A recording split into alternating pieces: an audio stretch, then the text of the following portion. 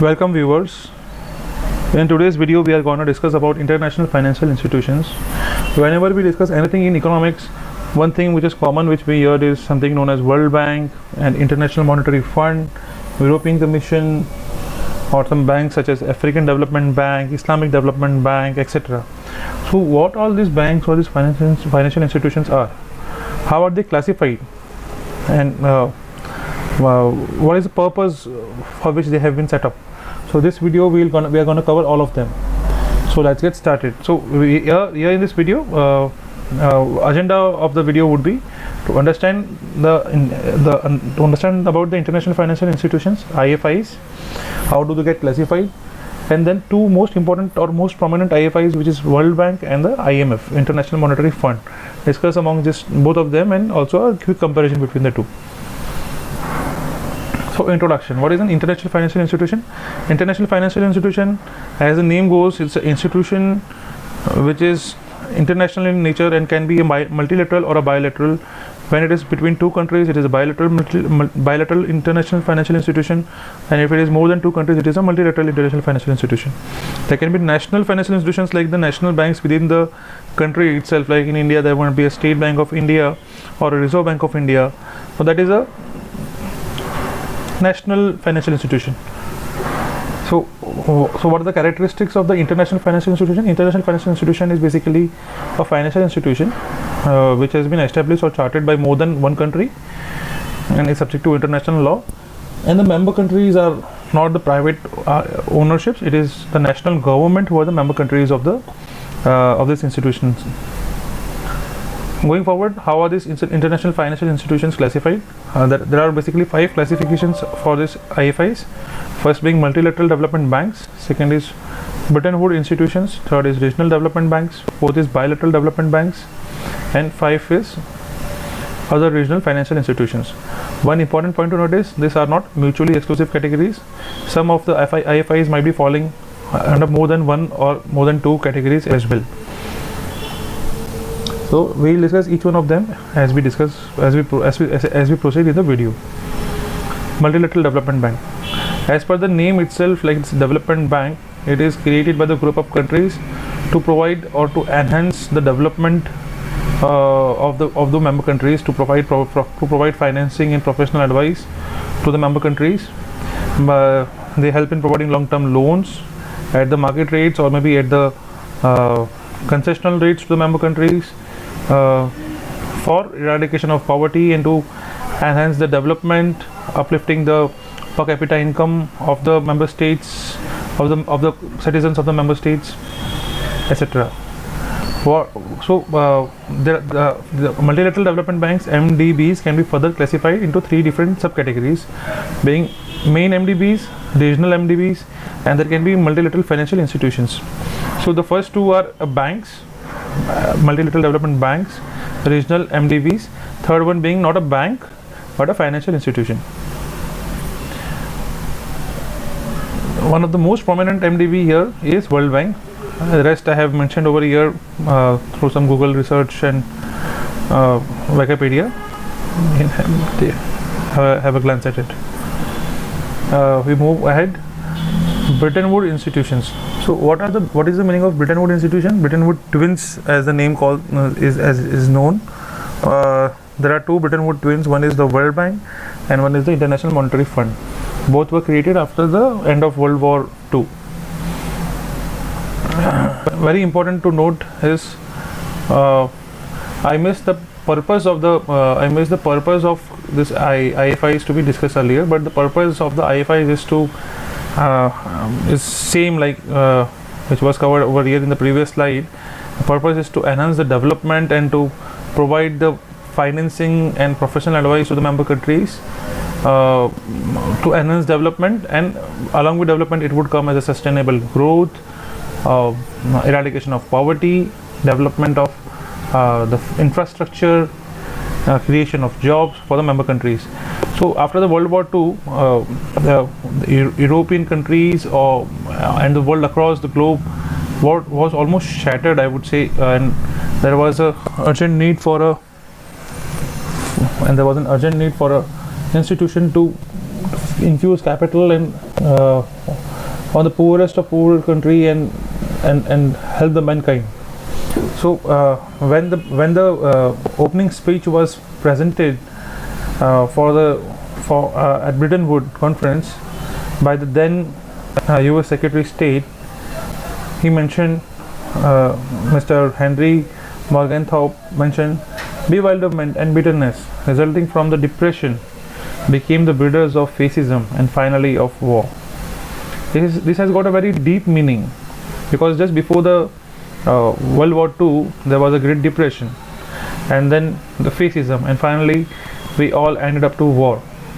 So one of the reason of setting up, one of the key or the primary reason for setting up of this particular IFI is specifically Bretton Woods IFIs, the Bretton Woods twins, which is World Bank and the IMF, is to ensure that there is sustainable development across the member nations, so that there is nothing known as a bitterness or bewilderness, and there is no depression, and finally there is no war as such, because we have seen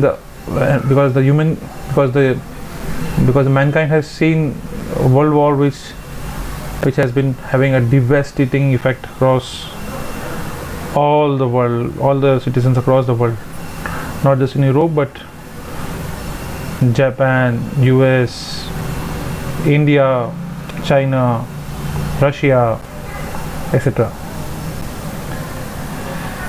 So yeah, coming back to the Bretton Woods institution, twins. There are two Bretton Woods institutions. One is the World Bank and one is IMF.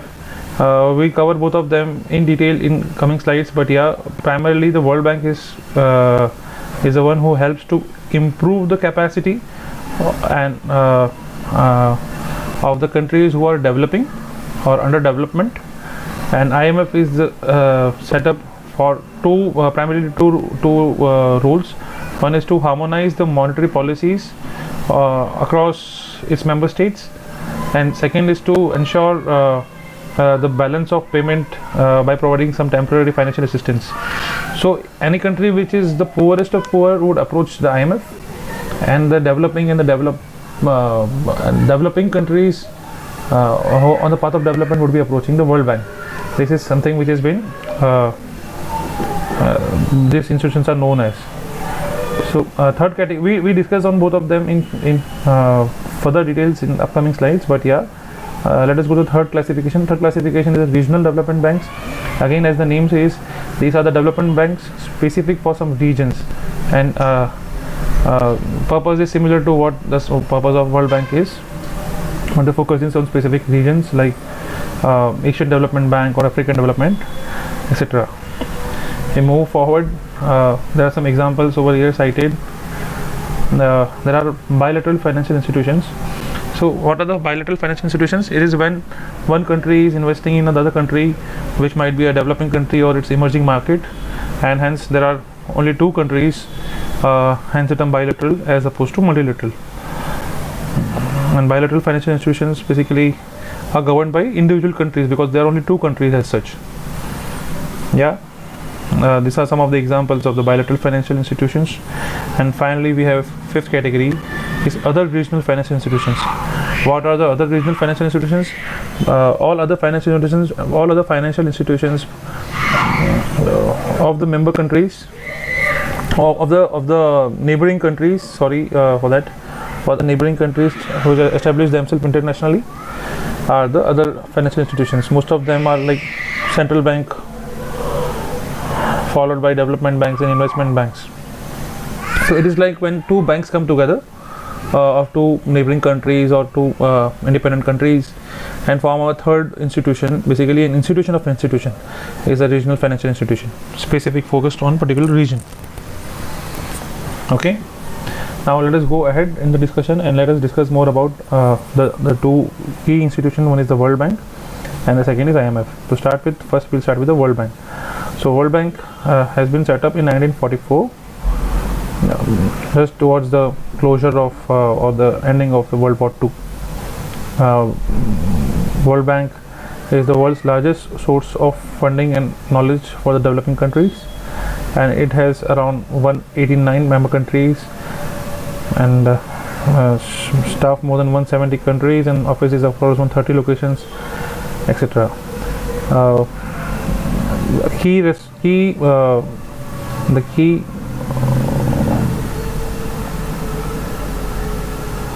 The motto of World Bank, or the objective of the World Bank, is to reduce poverty, increase shared prosperity, promote sustainable development. We already discussed all of them in earlier slides. Let us discuss about more about World Bank. So World Bank has got 5 different sub-units. First being International Bank for Reconstruction and Development, IBRD. This was the earlier only institution, and the main purpose of this is to provide financial products and policy advice to its member nations. And this was created in 1944, and when IDA, the next one, International Development Association, came in, then the IBRD, the first one and the second one, came together, and both of them are jointly known as World Bank Group or a World Bank, but largely World Bank is IBRD itself. But when we say about a World Bank Group, a World Bank Group consists of these 5 institutions, which are kind of known as the World Bank itself in the normal terminology. So IBRD works closely with all the other institutions of the World Bank and the public and private sector on the developing countries. Again, the purpose is common: to reduce poverty and share and build a shared prosperity. See, this is very important, shared prosperity, because in case only one particular nation gets developed and prospered, and the other countries are not developed or not prospered, and then there would be fascism, and then again might be some colonialism, and then finally imperialism, and then war. So to ensure there is a shared prosperity, and is one of the primary responsibility of the World Bank, or to the matter, or to the International Bank of Reconstruction and Development. As the name says, reconstruction, we can get an idea about it. Next being International Development Association, IDA. This particular association helps the poorest of the poorest country by lending them money. Third is International Finance Corporation, sorry. IFC is to offer the investments, advisory and asset management services in the developing countries for the private sector. Fourth and fifth, fourth being Investment Guarantee Agency. So as the name says, investment guarantee agency. So this provides foreign direct investments and insurance risk and guarantees to the investors and lenders. And the fifth one being the settlement, International Center for Settlement of Investments Disputes, ICSID. So this provides, as the name says, disputes, in settlement of investment disputes. So it provides a legal resolution for dispute resolution mechanism for the international investors. So primarily, if you see, the first two are specifically for the development of member nations, focusing on the governments or the national governments of the member states. The rest 3 are focused towards the private sector, providing maybe the dispute resolution mechanism, or providing some sort of guarantee, or providing some sort of investment opportunity to the private sector in the member countries.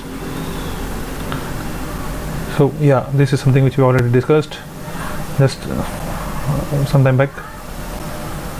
Let us move to the International Monetary Fund. What is the International Monetary Fund? International Monetary Fund serves to stabilize the international monetary system and acts as a monitor for the world's currency.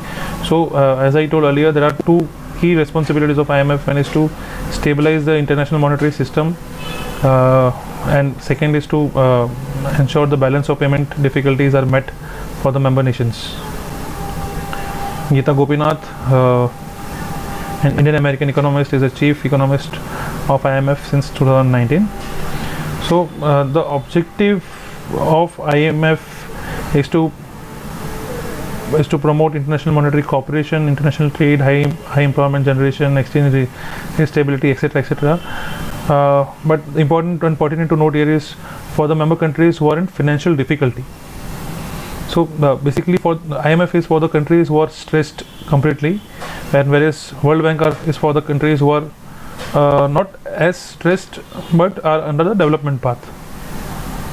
In IMF, there is something known as an SDR, or quota system, or special drawing rights, where the member nations have some quotas, or like in bank we have overdraft limits. Here the member nations have the quota limits over here in the IMF structuring. Some quick snippets about IMF and India.